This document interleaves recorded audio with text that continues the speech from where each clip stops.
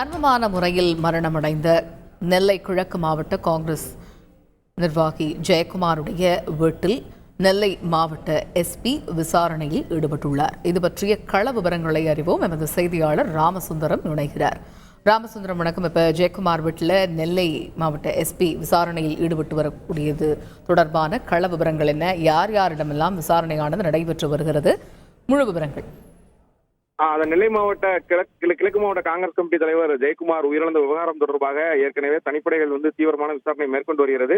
இன்றைய தினம் தனிப்படையின் எண்ணிக்கையையும் அதிகரித்து மாவட்ட காவல் கண்காணிப்பாளர் உத்தரவு பிறப்பித்ததை தொடர்ந்து கூடுதல் போலீசார் நியமிக்கப்பட்டு விசாரணையை துரிதப்படுத்தியிருக்கிறார்கள். தற்போது நெல்லை மாவட்ட காவல் கண்காணிப்பாளர் சிலம்பரசன் தலைமையிலான அந்த தனிப்படை போலீசார் ஜெயக்குமார் இல்லத்துல விசாரணையை மேற்கொண்டிருக்கிறார்கள். இந்த பகுதிக்கு 4 தனிப்படை டிஎஸ்பிகள் வரவழைக்கப்பட்டிருக்கிறார்கள். அவர்களும் அந்த விசாரணையில் ஈடுபட்டிருக்காங்க. அவங்க குடும்பத்தினர் மற்றும் அவரது உறவினர்கள், பணியாளர்கள் என அனைவரிடமும் விசாரணை மேற்கொள்ள இருப்பதாக தகவல் வெளியாகிறது.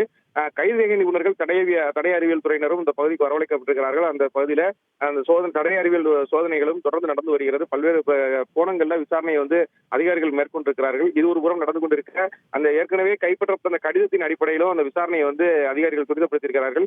ஏற்கனவே 30 பேருக்கு சம்மன் அனுப்பப்பட்டிருக்கிறது. சம்மன் அனுப்பப்பட்டதன் அடிப்படையில அவர்களிடமும் விசாரணையை தொடர்ந்து மேற்கொண்டிருக்கிறார்கள். தற்போது ஜெயக்குமார் இல்லத்துல தடய அறிவியல் துறை அதிகாரிகள் வரவழைக்கப்பட்டு அவர்களும் விசாரணையை மேற்கொண்டிருக்கிறார்கள்.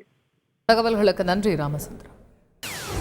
செய்திகளை உடனுக்குடன் தெரிந்து கொள்ள உடனே சப்ஸ்கிரைப் பண்ணுங்க.